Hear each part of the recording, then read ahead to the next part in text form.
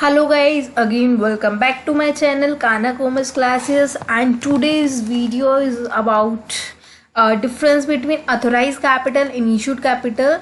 Issue of shares by private placement of shares. Just like there are three ways of issue of shares, like private placement of shares, public subscription of share, and for consideration other than cash. ठीक है. So let's start our video. क्या है हमारा authorise capital. Authorise capital हमने last video में cover up किया था, जिसमें मैंने आपको बताया था authorise capital, issued capital, subscribe capital, called up capital, paid up capital, इन सब के बारे में हमने लास्ट वीडियो में डिस्कस कर दिया था. बट इसके बीच में अभी हम डिफरेंस देखते हैं. ठीक है. सो अथोराइज कैपिटल क्या होती है? अथोराइज कैपिटल नेम से क्लियर है. अथोराइज जिसको बोल देते हैं maximum amount of a capital. Maximum amount it means company अपनी पूरी लाइफ टाइम में जितना भी पैसा लगाने वाली है, कंपनी अपनी पूरी लाइफ टाइम में जितना भी पैसा लगाएगी, जितना भी पैसा इन्वेस्ट कर सकती है, वो क्या हो जाएगी? हमारी मैक्सिमम कैपिटल या मैक्सिमम अमाउंट, जिसको हम बोल देते हैं अथोराइज कैपिटल या नॉमिनल या रजिस्टर्ड कैपिटल. ठीक है. It is the maximum amount for which a company is authorise to issue shares. ठीक है. मतलब अथोराइज है, मतलब कैपेबल है कि इशू शेयर करने के लिए, तो वो मैक्सिमम कैपिटल हो जाएगी. अब इशूड कैपिटल क्या होती है? अथोराइज कैपिटल का ही एक पार्ट होता है. क्या होती है? अथोराइज कैपिटल का एक पार्ट होती है इशूड कैपिटल. ठीक है. अब इशूड कैपिटल में क्या होता है? That is a part of authorise capital which is offer to public for subscription. It means वो कैपिटल जो हम पब्लिक को बोल रहे हैं कि आप इस, जैसे अगर एग्जाम्पल ले लेते हैं. ठीक है. जैसे अथोराइज कैपिटल है मेरी 10 लाख, कंपनी की अथोराइज कैपिटल है 10 लाख. ठीक है. 10 लाख, जिसमें से सिर्फ कंपनी ने क्या किया? सिर्फ 2 लाख ही इशू किए. टोटल उन्होंने मतलब मैक्सिमम कैपिटल देखी कि इतना ही मैं, मतलब पूरी लाइफ टाइम में मेरे इतने पैसे चलेंगे, 10 लाख से ज़्यादा मैं इन्वेस्ट नहीं करूँगी. तो उसमें से क्या हुआ? 2 लाख एक बार इन्होंने इशू कर दिए. तो उस अथोराइज कैपिटल का वो पार्ट जो कि इशूड हम कर रहे हैं, वो हमारी हो जाएगी इशूड कैपिटल. क्लियर है? अब देखते हैं अब क्या आ रहा है. Part of authorise capital which is offered for public for subscription.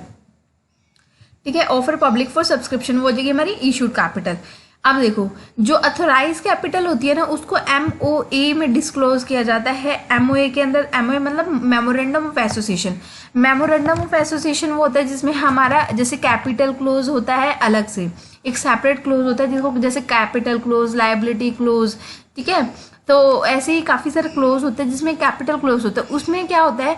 जो मैक्सिमम कैपिटल, जो अथोराइज कैपिटल होती है ना, जो कंपनी अपनी पूरी लाइफ टाइम में इन्वेस्ट करने वाली है, वो वहाँ पर डिस्क्लोज की जाती है कैपिटल क्लोज के अंदर.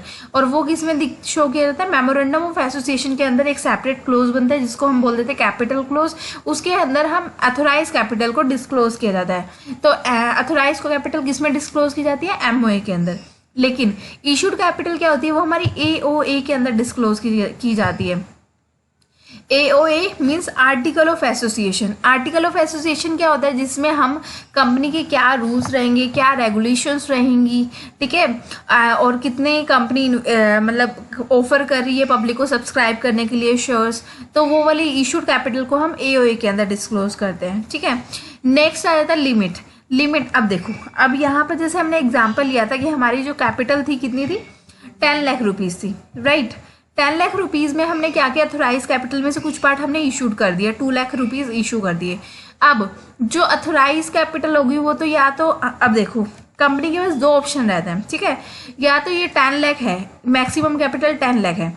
अब 10 लाख में से उन्होंने सिर्फ या तो 2 लाख इशू करे. ठीक है. मतलब या 3 लाख, 2 लाख, 1 लाख, वो उनकी कंपनी की विश होती है, कितने भी इशू कर सकते हैं. लेकिन कितने तक मैक्सिमम इन्वेस्ट कर सकती है? 10 लाख. मतलब जितना भी इन्वेस्ट करेगी तो वो 0 से लेके 10 लाख के बीच में ही इन्वेस्ट करेगी कंपनी, है ना. तो जैसे इन्होंने एक बार किया 2 लाख इन्वेस्ट, तो रिमेनिंग 8 लाख इन्वेस्ट कर सकती है उसके बाद. तो अब क्या कह रहे हैं? अब जो अथोराइज कैपिटल वो तो या तो इक्वल होगी या more than issued capital. Issued capital हमने क्या लिया? इशूड कैपिटल कितनी है? या तो हमने कम ली, मतलब या तो हम जो अथोराइज कैपिटल होती है वो तो या इक्वल हो सकती है, मतलब 10 लाख ही थे, 10 लाख हमने इशू कर दिए, तो वो इक्वल हो गया। या फिर मोर देन इशूड कैपिटल, अगर हम 2 लाख इन्वेस्ट करते हैं तो वो मोर देन इशूड कैपिटल से ज़्यादा है ना अथोराइज कैपिटल, है ना। तो क्या हो जाता है, जो हमारी अथोराइज कैपिटल वो तो या तो इक्वल टू या मोर देन होती है इशूड कैपिटल से। ऐसे ही अगर हम इशूड कैपिटल देखें तो वो equal to less than authorise capital. Authorise capital से लेस देन है ना, या तो हम मतलब हम कितना इन्वेस्ट कर सकते हैं, 0 टू लेकर और 10 लाख तक मैक्सिमम हम इन्वेस्ट कर सकते हैं। तो मतलब क्या हो गया, या तो क्या हो जाएगा, या तो इक्वल टू मतलब 10 लाख हम कर सकते हैं इन्वेस्ट, या फिर लेस देन उससे कम कर सकते हैं इन्वेस्ट। तो क्या हो जाती है, इशूड कैपिटल का वो पार्ट होती है जो कि इक्वल टू होती है या लेस देन होती है अथोराइज कैपिटल से, ठीक है। तो ये वाला हो गया पार्ट। उसके बाद क्या होता है, इशू ऑफ शेयर। अब इशू शेयर करने के लिए 3 वेज होते हैं, ठीक है। By private placement of share, public subscription and for constitution other than cash, ठीक है। अब इसमें क्या होता है, जैसे यहाँ देखो प्राइवेट प्लेसमेंट ऑफ शेयर्स, एक सेकेंड ये इरेज कर देते हैं, ठीक है। अब ये देखो क्या होता है, प्राइवेट प्लेसमेंट ऑफ शेयर में क्या होगा, प्राइवेट प्लेसमेंट ऑफ शेयर ये होते हैं जिसमें क्या होता है, देखो इसमें ना मेन क्या लर्न करना है, प्राइवेट प्लेसमेंट वो मतलब ऐसे शेयर्स होते हैं जिसमें हम पब्लिक को कभी भी इनवाइट नहीं कर सकते हैं सब्सक्राइब करने के लिए। शेयर्स को पब्लिक को नहीं बोलेंगे कि आप हमारी कंपनी में आओ और इन्वेस्ट करो। लेकिन अगर हम पब्लिक को नहीं बोल सकते तो किसको बोलेंगे हम कि इन्वेस्ट करो हमारी कंपनी में आकर। हम किसको बोलते हैं, हम अपने रिलेटिव्स को, कंपनी जो है वो अपने रिलेटिव्स को, फ्रेंड्स को, share holders like mutual funds company मतलब होते हैं, और NRI जैसे नॉन रेजिडेंट इंडियंस होते हैं उनको बोल सकते हैं, या LIC जो बड़े बड़े इंस्टीट्यूशंस है, ICICI, UTI, इन सबको बोल सकते हैं कि आप हमारी कंपनी में इन्वेस्ट करो। लेकिन हम डायरेक्टली पब्लिक को कभी भी नहीं बोलते हैं इन्वेस्ट करने के लिए, ठीक है। तो वो क्या हो जाएगा, प्राइवेट प्लेसमेंट ऑफ शेयर। अब एक बार रीड करते हैं। फर्स्टली क्या है, इसका एक सेक्शन है, एक सेकेंड, क्या है, प्राइवेट प्लेसमेंट ऑफ शेयर्स का firstly section number 42 of companies act 2030 में ये बताया गया private placement of share. A company may issue shares on private placement basis also. Sometimes the promoters of the public company are confident. अब क्या होते हैं, देखो क्या होते हैं, जैसे ना इन केस जैसे हमें ना डाउट रहता है, जैसे कंपनी ने इशू किए शेयर्स 2 लाख के, ठीक है। कंपनी ने इशू किए शेयर्स कितने के, 2 लाख के। अब कंपनी के माइंड में डाउट है, भाई अगर मैं मतलब मैं बोल रही हूँ कि मुझे 2 लाख मतलब कंपनी ने वो किए इशू के शेयर, ठीक है। तो कंपनी के माइंड में रहता है यार कहीं ऐसा ना हो कि मेरे कोई शेयर ले ही ना, या फिर कहीं ऐसा ना हो कि ओनली 1 लाख ही शेयर जाएं या मेरे कम जाए 2 लाख से। तो वो क्या करते हैं, अपने आप को सिक्योर करने के लिए कंपनी क्या करती है, एक प्रमोटर को वो कर देती है, अपॉइंट कर लेती है, ठीक है। अब प्रमोटर क्या होते हैं, प्रमोटर वो पर्सन होता है जो ना मतलब ये अगर 2 लाख कंपनी ने इशू के शेयर तो 2 लाख के 2 लाख प्रमोटर्स ले लेते हैं अपने नाम पर। मतलब वो कह देता है अपने नाम पर नहीं, मतलब प्रमोटर कहता है कि मेरी ड्यूटी है, ठीक है। इन केस अगर कंपनी के जो शेयर्स हैं वो किसी ने मतलब अगर 1 लाख के लिए या 1,50,000 के एग्जाम्पल करो, सपोज करो कि 1,50,000 के शेयर्स ही लिए, जो भी बाहर के लोग थे UTI या ICICI, इन्होंने सिर्फ क्या किया, हमारे जो सब्सक्राइब हुए शेयर वो 1.5 लाख हुए, ठीक है, 1.5 लाख हुए। अब जो ये 50,000 ये रिमेनिंग बच गए ना, वो प्रमोटर क्या करता है, अपने आप खरीद लेता है, अपने आप अपने उसमें ले लेता है कि हाँ ठीक है, इन केस अगर आपके शेयर्स नहीं सेल होते तो फिर वो शेयर्स मैं ले लूँगा, ठीक है। तो आपके पूरे 2 लाख के 2 लाख सेल हो जाएंगे, ठीक है। तो प्रमोटर क्या होता है, इसके बदले वो क्या करता है, अपनी एक कमीशन चार्ज करता है इन सर्विस के बदले, है ना। तो क्या होता है, प्रमोटर क्या होता है, जो जैसे जितने के भी शेयर्स होते हैं, जितने भी पब्लिक ने या जो भी पर्सन है उन्होंने ले लिए, सब्सक्राइब कर लिए, जो रिमेनिंग बचे हुए शेयर्स होते हैं वो कौन ले लेते हैं, प्रमोटर्स ले लेते हैं, ठीक है। तो प्रमोटर एक तरह के गारंटर की तरह ही काम करता है कि हाँ ठीक है, इनकेस अगर आपका सेल नहीं होता है तो उसकी ड्यूटी मेरी है, जो रिमेनिंग बचा हो वो मैं ले लूँगा। तो हम क्या कहते हैं, sometime the promoter of public company are confident.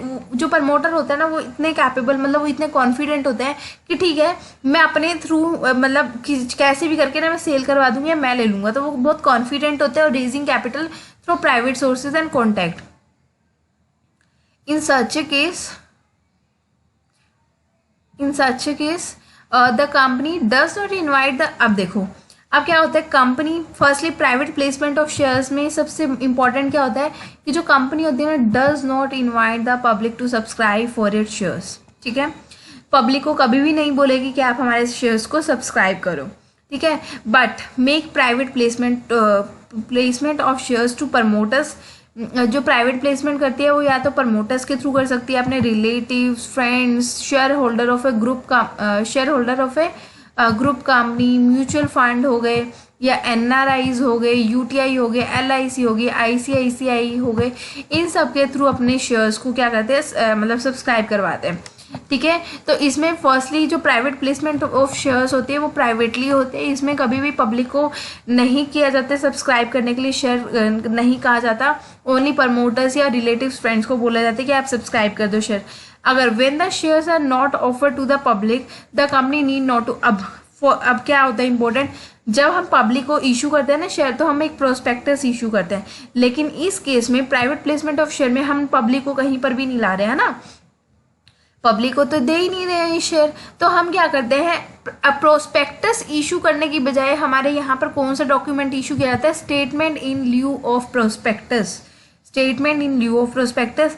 क्यों, प्राइवेट प्लेसमेंट ऑफ शेयर में हमारा क्या होता है, इंस्टेंट ऑफ प्रोस्पेक्टस हम क्या इशू करते हैं, statement in lieu of prospectus. Clear है। अब देखो ये हो गया प्राइवेट प्लेसमेंट ऑफ शेयर। उसके बाद आ जाता है हमारा नेक्स्ट स्लाइड, एक सेकंड में करती हूँ। नेक्स्ट स्लाइड में है, देखो statement in lieu of prospectus हम इशू करते हैं प्राइवेट प्लेसमेंट ऑफ शेयर में। Must file it with the registrar, को हमें फाइल करनी होती है with in 3 days, at least 3 days के अंदर हमें, before the first allotment of share. क्या करते हैं हम, इसको फाइल करना होता है रजिस्ट्रार के पास, ठीक है, 3 days before the first allotment of either shares या डिबेंचर, कोई भी हो, उनकी फर्स्ट अलॉटमेंट से पहले ही हमें रजिस्ट्रार को 3 दिन पहले ही हमें ये बता देना होता है, मतलब इशू करवा देना होता है statement lieu of prospectus. Private placement of share, the allottee will not send their shares minimum lock in, इसमें लॉक इन पीरियड होता है 3 ईयर्स का, कि 3 ईयर से पहले कोई भी जो भी मतलब जिसने भी शेयर्स लिए हैं वो सेल नहीं कर सकते हैं, ठीक है। तो मिनिमम पीरियड इसमें क्या रहता है, 3 ईयर्स का। अब इसी के अंदर एक आ जाता है हमारा sweat equity shares. Sweat equity shares का ना सेपरेट 2 मार्क्स में या 4 मार्क्स में क्वेश्चन कई बार पूछा जाता है, sweat what is sweat equity shares, ठीक है। सो और कई बार ऐसा होता है जो हम कॉम्पिटिटिव एग्जाम्स की प्रिपरेशन करते हैं तो उसमें कई बार सेक्शंस पूछ लेते हैं कि स्वेट इक्विटी शेयर्स का कौन सा सेक्शन है, ठीक है। तो और वैसे सेक्शन भी और वैसे मीनिंग से भी क्वेश्चन आ जाता है इसका। तो स्वेट इक्विटी शेयर्स क्या होते हैं, sweat equity share firstly section कौन सा है, section 54 of companies act 2030। Sweat देखो नेम से क्लियर हो ना कि स्वेट मीन्स पसीना, जो लोग पसीना बहा रहे हैं, जो हमारी कंपनी में बहुत हार्डवर्क करके और मतलब बहुत हार्डवर्क कर रहे हैं और हमारी कंपनी में काम कर रहे हैं, हमारे कौन करता है कंपनी में काम, या तो डायरेक्टर हो सकते हैं या फिर एम्प्लॉयज़ हो सकते हैं। स्वेट मीन्स पसीना बहाने वाले जो भी एम्प्लॉयज़ हो गए या फिर हमारे क्या हो जाते हैं, डायरेक्टर हो गए। जो ये एम्प्लॉय और डायरेक्टर को ना क्या करते हैं, जो ये शेयर्स देते हैं ना डिस्काउंट पर ऑफर करते हैं, क्या करते हैं, डिस्काउंट पर ऑफर करते हैं या for consideration other than cash. जैसे एम्प्लॉयज़ हैं, एम्प्लॉयज़ क्या होंगे, उनको सैलरी वगैरह मिलेगी ना, तो सैलरी या जो भी उनको बोनस वगैरह देना है, उनको ये बोनस वगैरह देने की जगह उनको क्या कर देते हैं, शेयर्स दे देते हैं। तो वो क्या हो जाता है, जैसे अपने पैसे देने की बजाय कुछ और दे देना या शेयर्स दे देना, तो उसको बोल देते हैं for consideration other than cash. Other than cash means cash देने के अलावा, भाई हमने एम्प्लॉयज़ को सैलरी देनी थी या कुछ भी पैसा देना था एम्प्लॉयज़ को, लेकिन हमने पैसे देने की बजाय हमने उन्हें क्या दे दिए, शेयर्स दे दिए, तो वो क्या हो जाएगा, अदर देन कैश हमने मतलब कंसीडरेशन पे कर दिया, तो इसको बोलते हैं for consideration other than cash. जब भी हम अपने एम्प्लॉयज़ को या फिर डायरेक्टर को जो कंपनी में काम कर रहे हैं, हम उनको ऑफर कर देते हैं शेयर्स डिस्काउंट पर या फिर कंसीडरेशन अदर देन कैश पर, फॉर प्रोवाइडिंग नाउ, जो भी उन्होंने हमें मतलब फैसिलिटीज़ प्रोवाइड की, जैसे उन्होंने वर्क हार्ड किया, काम किया हमारी कंपनी में, ठीक है। तो उसकी बजाय हम शेयर इशू कर देते हैं, तो वो वाले शेयर्स हमारे क्या होते हैं, स्वेट इक्विटी शेयर्स। ठीक है। Such share can not be resold, इसमें भी लॉक इन पीरियड होता है 3 ईयर्स का। जिस भी एम्प्लॉय ने या जिस भी डायरेक्टर ने ये शेयर्स ले लिए ना, वो 3 ईयर्स तक इसको सेल नहीं कर सकता है। It is to be noted that the company may issue sweat equity share at a price lower than its nominal value of the share। कि जो इसमें प्राइस होता है ना, वो क्या होता है, प्राइस ऑलवेज हमारा क्या रहता है, नॉमिनल वैल्यू से। जैसे हमारा क्या है, कोई भी शेयर है उसका प्राइस है हमारा 10 रुपीज़, लेकिन इसमें क्या होता है, हम एम्प्लॉयज़ को सिर्फ हम ऑफर करें 8 रुपीज़ में या 9 रुपीज़ में हम ऑफर करें, तो 1 रुपये हम डिस्काउंट दे रहे हैं, है ना। तो ये नॉमिनल प्राइस से, जो 10 रुपीज़ नॉमिनल प्राइस है, जो मार्केट प्राइस चल रहा है, उससे हम कम प्राइस में इनको ऑफर करते हैं। ठीक है। तो वो क्या हो जाएंगे, sweat equity share. Sweat equity share मतलब जो भी काम करने वाले पर्सन है उनको शेयर्स दे देना। उसके बाद आ जाता है नेक्स्ट पॉइंट है ESOP. ESOP means employ stock option plan under section 62 sub section 1B। ठीक है। तो इसके अंदर बताया गया है इसॉप के बारे में। अब इसॉप क्या होता है, कंपनी में offer share it to its employ under a scheme of employ stock option by passing a, firstly जब भी हम इसॉप देते हैं तो हम क्या करते हैं, एक स्पेशल रिजोल्यूशन पास किया जाता है कंपनी के द्वारा। ठीक है। In the general meeting of a company की जनरल मीटिंग में एक स्पेशल रिजोल्यूशन पास किया जाता है कि हम इसॉप कर रहे हैं, like employ stock option plan issue करें। देखो ऑप्शन प्लान, फर्स्टली नाम से ही हम ना सारा कंसेप्ट क्लियर करते चलेंगे। ठीक है। ऑप्शन मतलब कि एम्प्लॉयज़ के पास यहाँ से क्या है, ठीक है, एम्प्लॉयज़ के पास हमने एक ऑप्शन दे दिया। क्या ऑप्शन दिया कि एम्प्लॉयज़ सुनो, क्या है, हमारी आज प्रेजेंट वैल्यू चल रही है हमारी मार्केट में 10 रुपीज़। ठीक है। 10 रुपीज़ हमारे शेयर की मार्केट वैल्यू है। ठीक है। हम आपको ऑप्शन देते हैं कि हम आपको ना 8 रुपीज़ में हम अपना शेयर जो है हम आपको देंगे 2 महीने बाद। ठीक है। हम आपको 2 महीने बाद ऑफर करते हैं, ये शेयर जो है ना हम आपको कितने रुपीज़ में देंगे, 8 रुपीज़ में देंगे। ठीक है।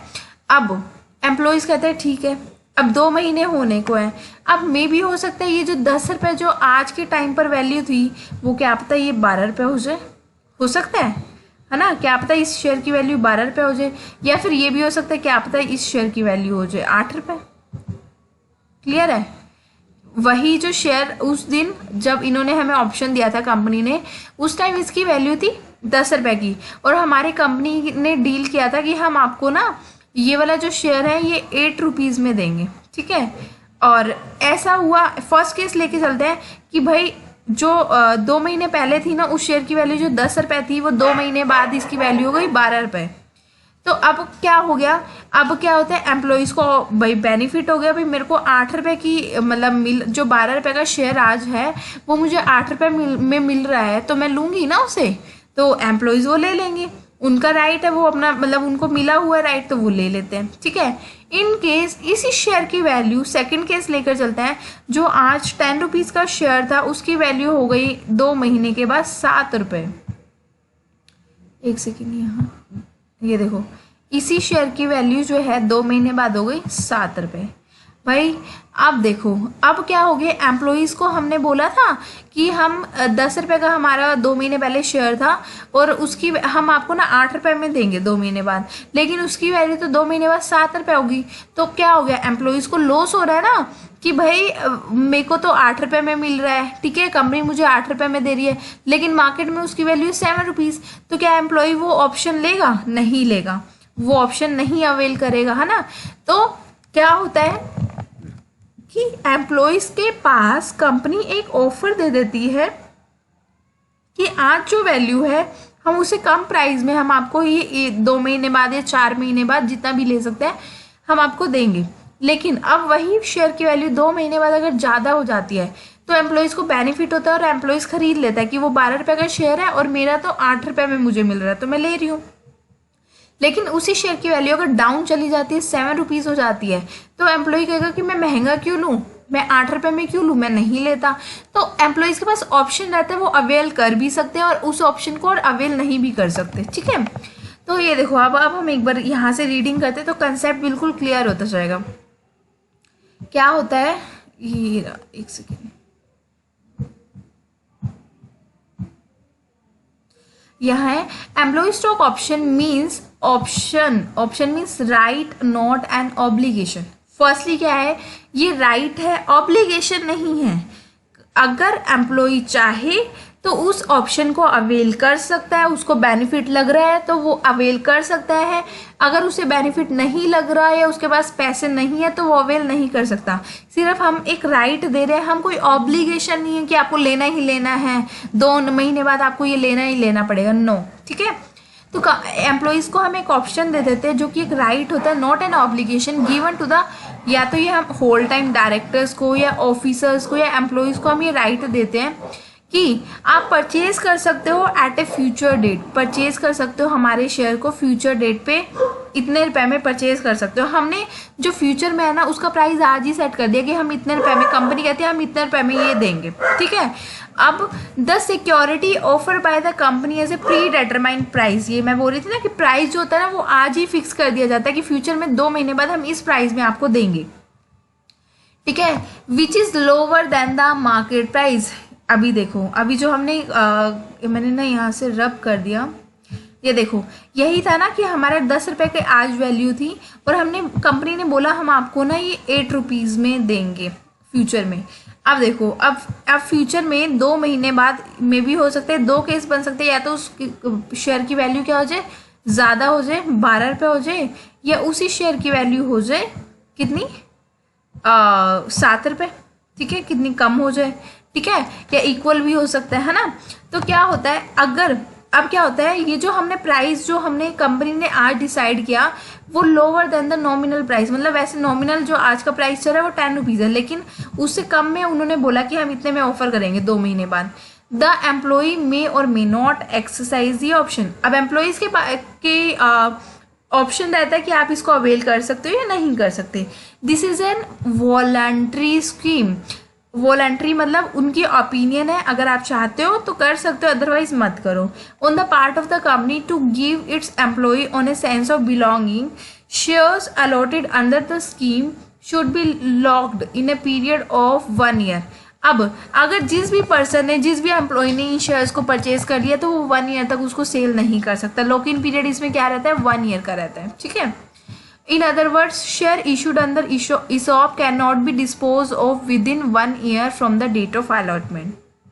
डिस्पोज ऑफ नहीं कर सकते हैं। ठीक है, अभी कंसेप्ट क्लियर है, ये क्या होता है हमारा ESOP का ऑप्शन। ठीक है, अब इसमें कुछ कंडीशंस होती है ESOP की, इजी है, एक बार रीड कर लेना। देखो मैं कर लेती हूँ। ठीक है, क्या होता है, the share are of same class of share. First, ये जो शेयर होते हैं सेम क्लास ऑफ शेयर होता है already issued by the company. ESOP जो हम ऑफर करते हैं वो वही शेयर्स होते हैं जो हम पहले ऑफर कर चुकी होते हैं कंपनी। इसके लिए हमें स्पेशल रिजोल्यूशन पास करना होता है कंपनी को। Resolution must specify the number of shares कितने होंगे, करंट मार्केट प्राइस क्या चल रहा है, एक्सरसाइज प्राइस मीन्स आप कितने में दे रहे हैं। कंपनी जैसे मार्केट प्राइस 10 का चल रहा है लेकिन कंपनी ऑफर कर रही है कि 8 रुपीज़ में हम 2 महीने बाद देंगे, तो वो जो 8 रुपीज़ है वो हमारा एक्सरसाइज प्राइस है। क्लास ऑफ डायरेक्टर और एम्प्लॉयज़, कौन से डायरेक्टर और कौन से एम्प्लॉयज़ को हम ये बेनिफिट अवेल कर रहे हैं तो वो भी हमें बताना होता है उस स्पेशल रिजोल्यूशन में। ठीक है, उसके बाद the date of such offer not less than 1 year. Date of such offer क्या होता है, नॉट लेस, हाँ ये 1 ईयर तक लॉक इन पीरियड होता है, इससे पहले हम नहीं सेल कर सकते, ये हमें ऊपर भी स्टडी किया था ना। The share must be issued in accordance with the SEBI की गाइडलाइंस के अकॉर्डिंग इनको इशू किया जाता है। क्लियर है, इसके ऑब्जेक्टिव क्या होता है, द मेन ऑब्जेक्टिव, इसका मेन ऑब्जेक्टिव क्या होता है, हम इंस्पायर कर सके एम्प्लॉयज़ को to have higher participation in the company, की कंपनी वो ज़्यादा से ज़्यादा पार्टिसिपेट करें, इसलिए हम ये शेयर ऑफर करते हैं। नेक्स्ट आ जाता है यहाँ पर the objective, the another objective to create long term wealth in the hand of the employees, कि एक वेल्थ क्रिएट होती है, हमारा एक रिलेशन क्रिएट हो जाता है एम्प्लॉयज़ के साथ। ठीक है, also ESOP is means to attract, retain and motivate the good and efficient employ for the company, right. The option granted to employees is subscribe the share of the company is because of their employment with the company. Employees को ये offer किया जाता है, जो भी अच्छे मतलब employees होते हैं उन्हीं को ये ऑफर किया जाता है। Hence the difference between the, अच्छा अब क्या होता है, ये कह रहा है इशूड प्राइस और मार्केट प्राइस में जो डिफरेंस होता है ना वो कंपनी का लॉस होता है। इसका मतलब मैं एक बार समझाती हूँ। देखो क्या कह रहे हैं, ये चीज़ है the difference between the issue price and the market price is the expense for the company. कि हमने 10 रुपीज़ का शेयर था, ठीक है, कंपनी ने बोला 2 महीने बाद हम 8 रुपीज़ में देंगे, ठीक है। अब 2 महीने के बाद उस शेयर की वैल्यू हो गई कितने रुपए, उस शेयर की वैल्यू हो गई 12 रुपये, ठीक है। अब जो शेयर की वो वैल्यू हुई 12 रुपये, तो एम्प्लॉय ने वो शेयर खरीद लिए कि हमें 8 रुपये, 12 रुपये वाला शेयर है वो मुझे 8 रुपये में मिल रहा है, तो मैं ऑब्वियसली लूँगी ना। तो कंपनी जो एम्प्लॉयज़ थे उन्होंने ये ऑप्शन ले लिया, ठीक है।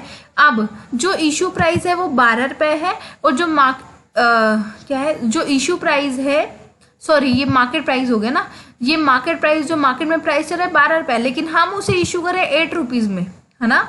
कंपनी क्या कर रही है, मार्केट में रेट चल रहा है 12 रुपये का, लेकिन कंपनी सिर्फ 8 रुपीज़ में इशू करी है। तो जो ये डिफरेंस आया ना, तो वो क्या हो जाएगा, कंपनी का एक्सपेंस हो गया। क्लियर है। अब it is a consideration of employee compensation and treat like deferred expenses की तरह इसको ट्रीट किया जाता है, ठीक है। अब आ जाता है नेक्स्ट। अभी हमने प्राइवेट प्लेसमेंट ऑफ शेयर किया, जिसमें हमने ईसॉप किया और हमने किया था स्वेट इक्विटी शेयर्स, और प्राइवेट प्लेसमेंट ऑफ शेयर्स को भी किया, ठीक है। नेक्स्ट आ जाता है हमारा public subscription of share. Firstly public subscription of share में अभी एक कंसेप्ट क्लियर है। जब भी हम प्राइवेट प्लेसमेंट ऑफ शेयर करते हैं तो हम क्या इशू करते हैं, statement in lieu of prospectus. लेकिन जब भी हम पब्लिक सब्सक्रिप्शन ऑफ शेयर करते हैं तो हम क्या इशू करते हैं, प्रोस्पेक्टस इशू करते हैं, ठीक है। पब्लिक सब्सक्रिप्शन ऑफ शेयर, नाम से क्लियर हो रहा है कि हम पब्लिक को देंगे शेयर्स कि आप हमारे शेयर्स को सब्सक्राइब कर सकते हो, ठीक है। तो हो जाएगा पब्लिक सब्सक्रिप्शन ऑफ शेयर। इसमें क्या होगा, सबसे पहले हम क्या करते हैं, कंपनी एक इशू करती है प्रोस्पेक्टस। फिर प्रोस्पेक्टस में क्या होता है, उसमें एक एप्लीकेशन फॉर्म होता है। जो भी पब्लिक इंटरेस्टेड होती है उनके शेयर्स को लेने के लिए वो क्या करते हैं, वो एप्लीकेशन फॉर्म को फिलअप करती है। एप्लीकेशन फॉर्म फिलअप करके और कंपनी को सेंड कर देती है विद एप्लीकेशन मनी। क्लियर है। क्या हुआ, सबसे पहले हुआ हमारा, कंपनी ने क्या किया, प्रोस्पेक्टस इशू किया। उस प्रोस्पेक्टस के अंदर कंपनी ने क्या किया, अपना एप्लीकेशन फॉर्म भी उसी के अंदर डाल दिया। अब जो भी पब्लिक उस शेयर को लेना चाहती है, इंटरेस्टेड है, वो विद मनी एप्लीकेशन फॉर्म को फिलअप करती है और कंपनी में सेंड कर देती है, ठीक है। अब क्या हो गया, मतलब पहले एप्लीकेशन फॉर्म जो था वो फिलअप किया पब्लिक ने, और वो जो पैसा है वो उनके जो भी बैंक अकाउंट जो भी गिवन होता है कंपनी का, तो वहाँ पर पैसा आ जाता है और फॉर्म वगैरह भी मतलब हो जाता है, वहाँ कंपनी के पास सेंड हो जाता है, ठीक है।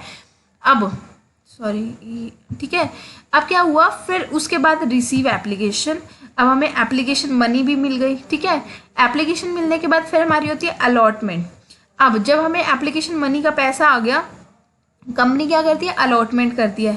अलॉटमेंट के बाद कॉल मंगवाती है। 3 चीज़ें होती है, application money, allotment and call. Call जो होती है वो बेसिकली हमारी क्या होती है, first call and final call, 2 तरह की कॉल होती है, ठीक है। अभी हम आगे रीड करते हैं ना तो अच्छे से क्लियर हो जाएगा। देखो फर्स्टली क्या होता है, फर्स्टली हमारा क्या होता है, इशू ऑफ प्रोस्पेक्टस। अब देखो क्या हुआ, इशू ऑफ प्रोस्पेक्टस। प्रोस्पेक्टस क्या होता है, प्रोस्पेक्टस एक इन्विटेशन होता है जो कि पब्लिक को दिया जाता है कि आप हमारे शेयर्स को परचेज कर लो, purchase your shares. It describe the, इसमें जो प्रोस्पेक्टस में सब कुछ लिखा होता है कि हमारी कंपनी इतना टाइम से चल रही है, इतनी प्रॉफिट हमारा हो रहा है यहाँ पर कंपनी में, ये इतना हमारा लाइबिलिटी है, इतने हमारी कैपिटल इन्वेस्ट की सारी डिटेल्स गिवन होती है, ठीक है, इस प्रोस्पेक्टस में, ठीक है। और कंपनी क्या करती है, अट्रैक्ट करती है इन्वेस्टिंग पब्लिक को इन्वेस्ट करने के लिए।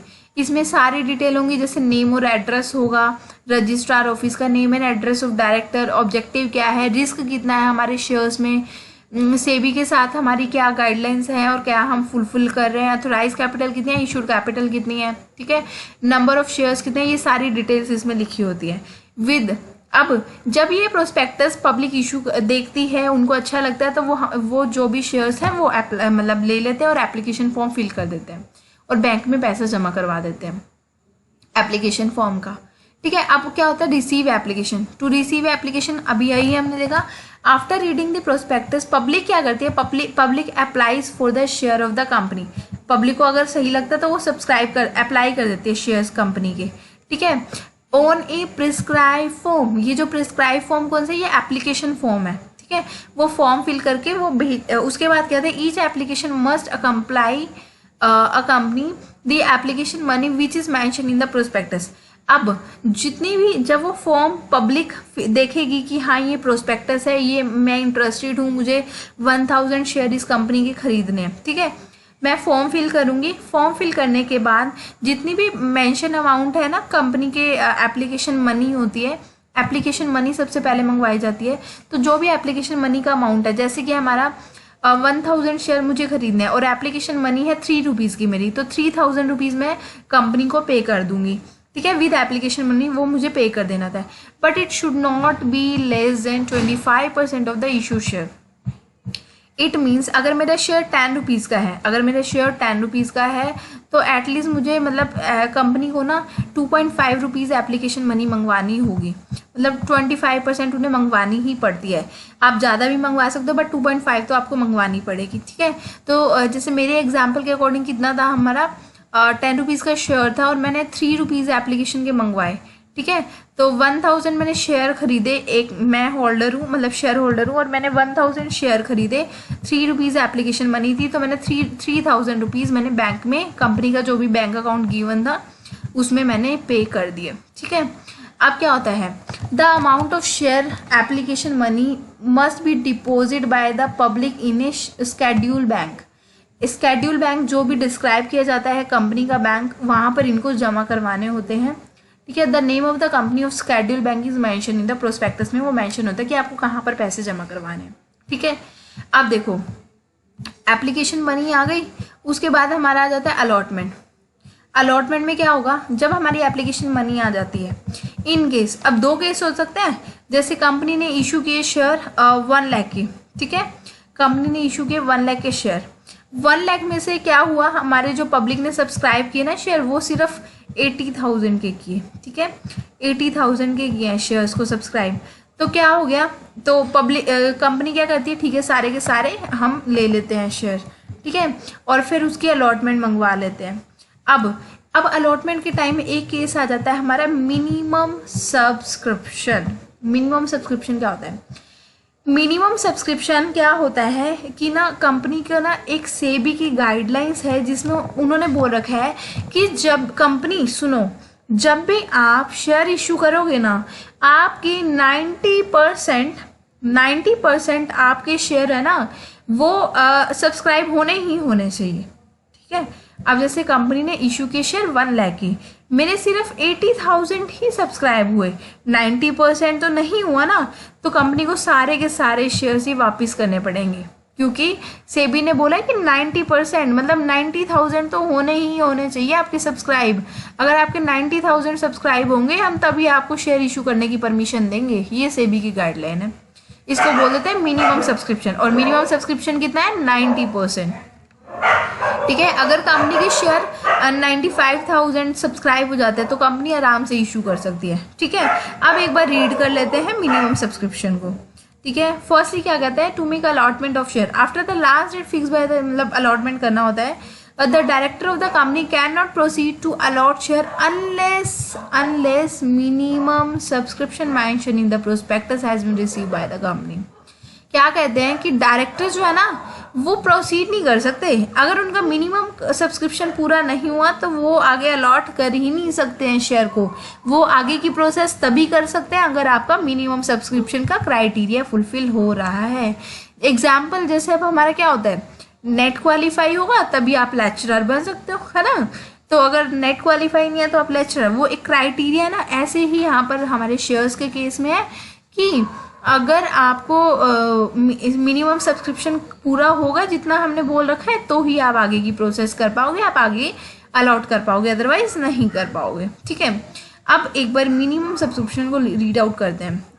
ये section 39 subsection 1 of Companies Act 2030 provide that the company cannot allot any security of the company to public unless the amount stated in the prospectus as the minimum amount has been subscribed and the sum payment on the amount has been देखो एक minute, यहाँ पर इसकी ना ये देखो यहाँ पर है ना क्या है, minimum to be days by the issue of share provided following requirement. एक बार ये रिक्वायरमेंट पढ़ते हैं मिनिमम सब्सक्रिप्शन की, यहाँ से आपको कंसेप्ट क्लियर हो जाएगा।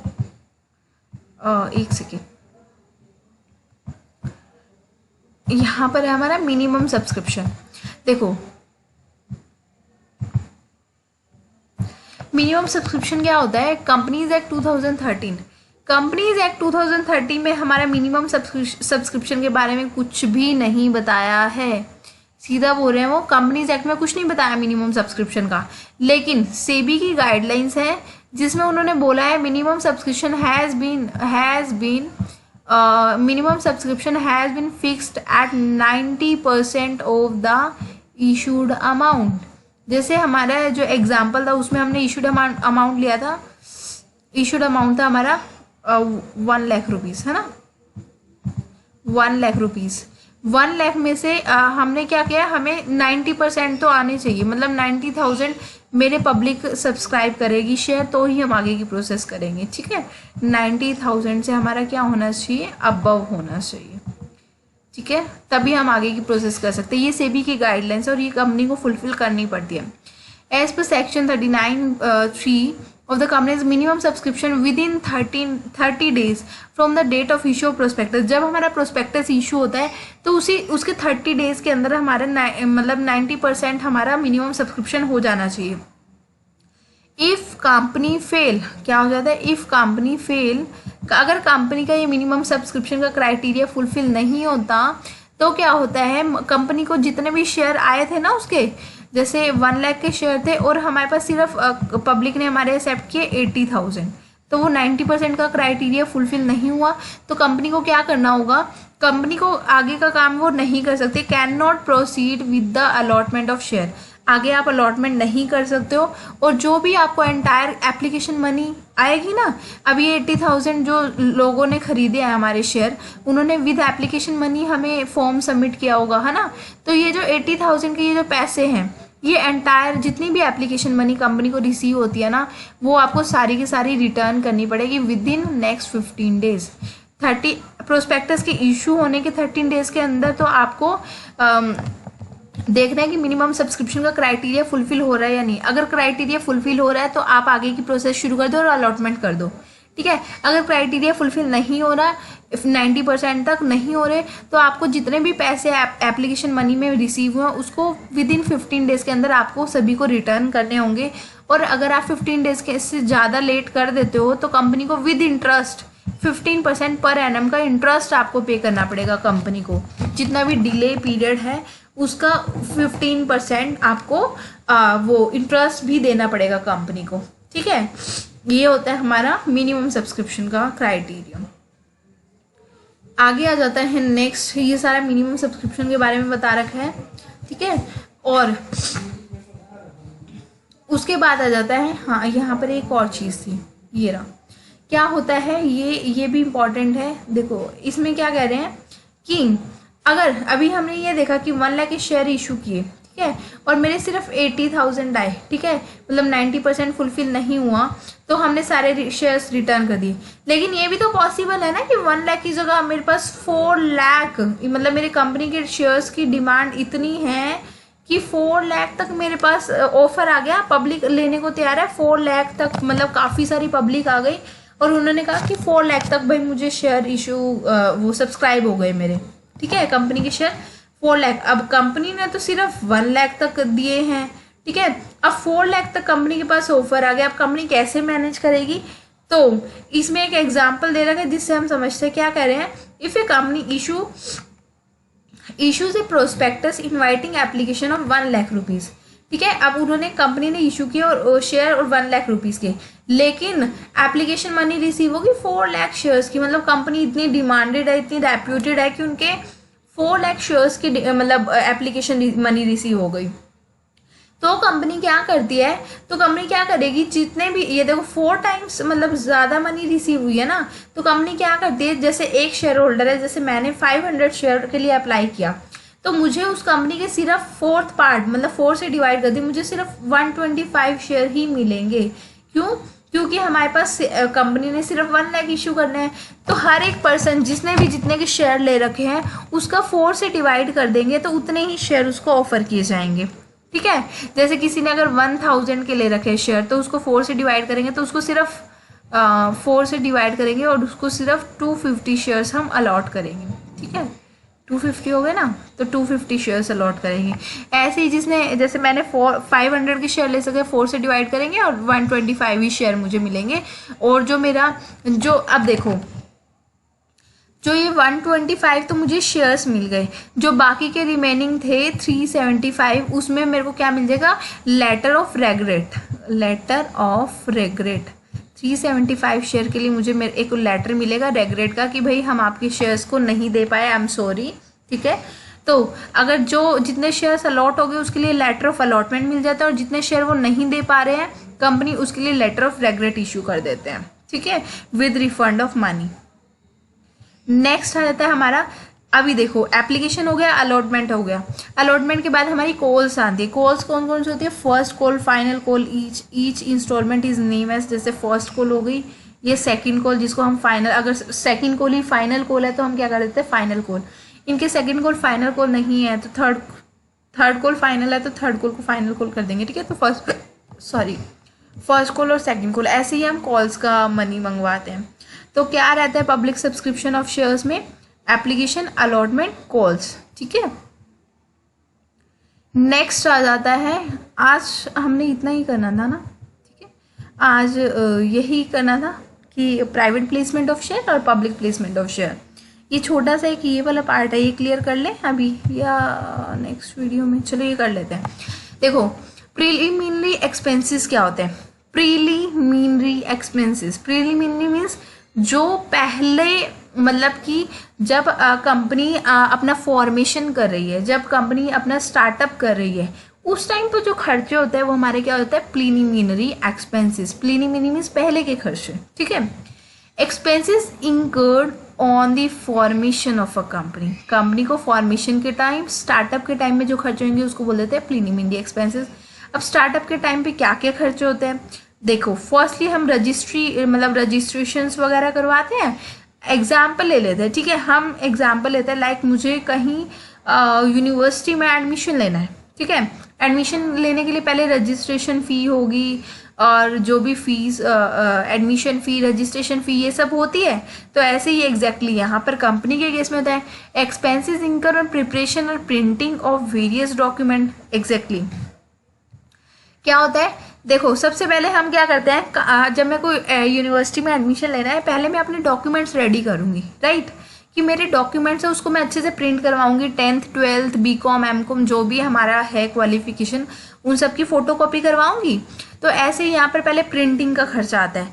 तो प्रिंटिंग का क्या होता है, प्रिपरेशन और प्रिंटिंग ऑफ वेरियस डॉक्यूमेंट्स के लिए जो भी रजिस्ट्री के लिए या रजिस्ट्रेशन के लिए रिक्वायर्ड होते हैं उनका हमारे एक्सपेंसेस इंकर होते हैं। ठीक है, उसके बाद क्या होता है, अब हम क्या करेंगे, एडमिशन लेने के लिए जाएंगे, एडमिशन फीस होगी। ऐसे ही जब हम कंपनी के केस में करते हैं तो हमारी एक ड्यूटी होती है, स्टैंप ड्यूटी और रजिस्ट्रेशन जो फीस होती है वो होती है हमारी रजिस्ट्रेशन फीस। ठीक है, तो वो हमें पे करनी होगी।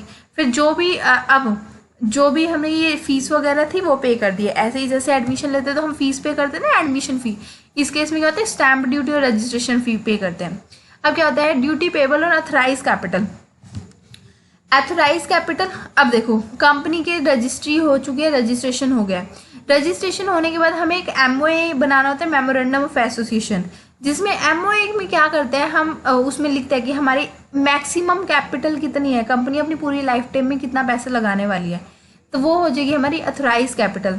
तो उसके लिए जो ड्यूटी पे करनी होती है, ड्यूटी पेबल और अथराइज कैपिटल, वो हो जाएगी हमारी ये प्रीलिमिनरी एक्सपेंसेस हो गए। ठीक है, cost of preliminary books, preliminary books मतलब लाइक जैसे, हाँ जैसे अब हम एडमिशन लेते हैं तो हमारी बुक्स वगैरह लेने का खर्चा होता है ना, ऐसे यहाँ पर प्रीलिमिनरी बुक्स होती है ना, जो मतलब फॉर्मेशन से पहले, स्टार्टअप से पहले जो भी हमें बुक्स वगैरह, कॉस्ट ऑफ प्रीलिमिनरी बुक्स हो जाती है। ठीक है, तो वह in case of company has form to purchase a running business, अगर कंपनी ने रनिंग बिजनेस परचेज कर लिया तो क्या हो जाएगा, fees charge by accountant, fees charge by accountant या valuer valuing the asset and liability, तो उसको भी फीस पे करनी पड़ेगी। तो वो सारे हमारे क्या हो जाएंगे, प्लीनिमिली एक्सपेंसेस। ठीक है, बिल्कुल सीरीज में दे रखा है ये प्लीनिमिली एक्सपेंसेस का, सॉरी प्लीनिमिली एक्सपेंसेस क्या होते हैं हमारे, ये preparation, printing, stamp duty, authorise capital का जो कॉस्ट, ये सब रहता है। उसके बाद आता है एज पर section 20 accounting standard, AS means accounting standard 26, preliminary expenses are to be written off in the year in which they were incurred, they were write off first by the SPR security premium reserve account और in the absence of from the statement of profit and loss account. अब देखो, अब ये जो खर्चा आया, अभी हम कहाँ से निकालेंगे पैसा, कहाँ से निकालेंगे, पहले हमें ये राइट ऑफ करना होता है SPR security premium reserve account से, अगर वहाँ पर पैसा नहीं है तो हम profit and loss account same year का जो भी होगा तो वहाँ से हम पैसा ये निकाल देते हैं। ठीक है, तो ये हमारा हो जाता है प्लीनिमिली एक्सपेंसेस। क्लियर है। इसे नेक्स्ट जो वीडियो रहेगा उसमें हम जैसे ये entries on issue of shares की जो भी एंट्रीज होती हैं, एप्लीकेशन की, अलॉटमेंट की, फर्स्ट कॉल, फाइनल कॉल की, तो वो एक बार करेंगे स्टडी। फिर उसके बाद इसी से रिलेटेड एक सम कर लेंगे। ठीक है, नेक्स्ट वीडियो में एक सम हो जाएगा, 5th सम कवर अप हो जाएगा, ये वाला पवन लिमिटेड वाला। ठीक है, okay guys, thank you so much. इनकी किस आपको कोई भी डाउट रहता है तो मुझे कमेंट सेक्शन में आप बता सकते हैं। And thanks for watching my video. Okay, bye bye guys.